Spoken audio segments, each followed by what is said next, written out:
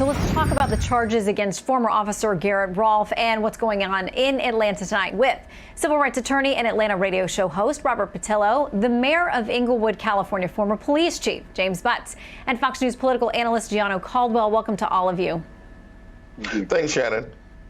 Good to be here. Okay, so we had the charges today. Politico says this: if convicted of felony murder, it's one of the 11 charges, Rolfe could face a life sentence without parole or the death penalty. Now, here's what our Fox News contributor colleague, former police officer himself, police detective and lawyer now, Ted Williams, said about these charges today as they were announced.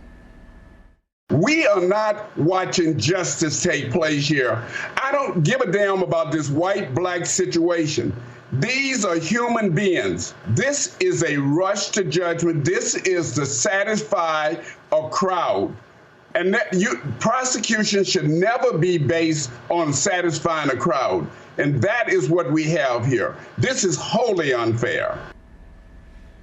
Mayor, I mean, you've served as a police chief. These are very difficult decisions. What do you make of this charge and all of these charges today?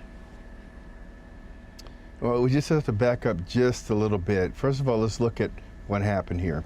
We have a young man that was detained in a Wendy's parking lot for 40 minutes. He'd been arrested before. Saw an interview of him. He was a guy really traumatized by his time being incarcerated. They called a DUI expert over to interview him. When that happened, the die was cast. That officer was there just to make sure he got another DUI stat. They weren't human. Most cops would have just said, hey, park your car, walk home. But they arrested him. They didn't realize the kind of individuals they were dealing with, someone that was very traumatized, scared, didn't want to go back to jail. The fight started. Once the fight started, adrenaline takes over. He secures a taser. He runs. He looks like he fires the taser at the officer. At that point, the officer isn't concerned about how many feet they are apart, how many rounds have been fired from the taser, and he fires back. Now, that being said, he needs to go before justice. But here's what should not happen. You should not have a district attorney who's in a runoff at a time like this when the world is inflamed about the racist things that happened to George Floyd.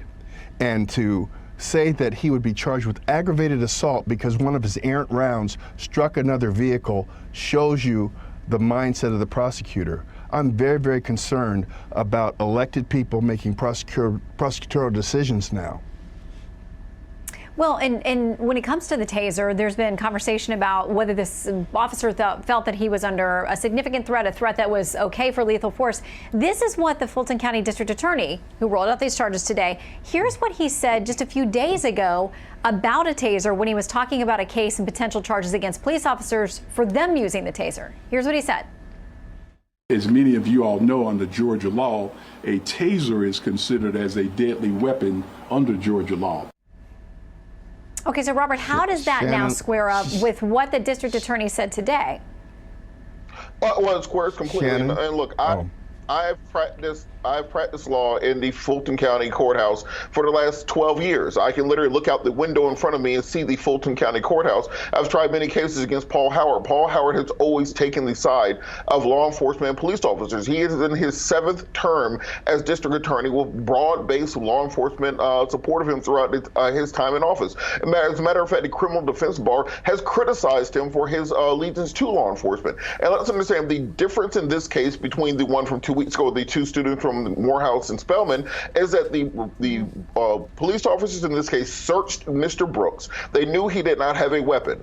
That the police officers knew that the taser had been expelled 2 times and that it was empty at this point. That there was no threat of deadly force against them, and they still chose to shoot 3 shots at him, 2 of which hit Mr. Brooks, 1 of which hit another vehicle. The reckless nature of that to fire lethal rounds where there are other people who are uninvolved, where one hits another vehicle that is full of other individuals, is beyond the pale. That is why we have these charges in this case, and the idea that someone will try to defend that from a law enforcement perspective is ridiculous.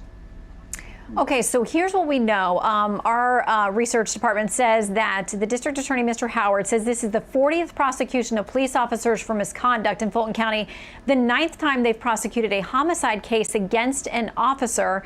So far, 0 convictions. But Gianna, what do you make of this situation tonight? The charges, and now reports that a number of officers who think this is unjust, they can't do their jobs, and they're not showing up for work tonight.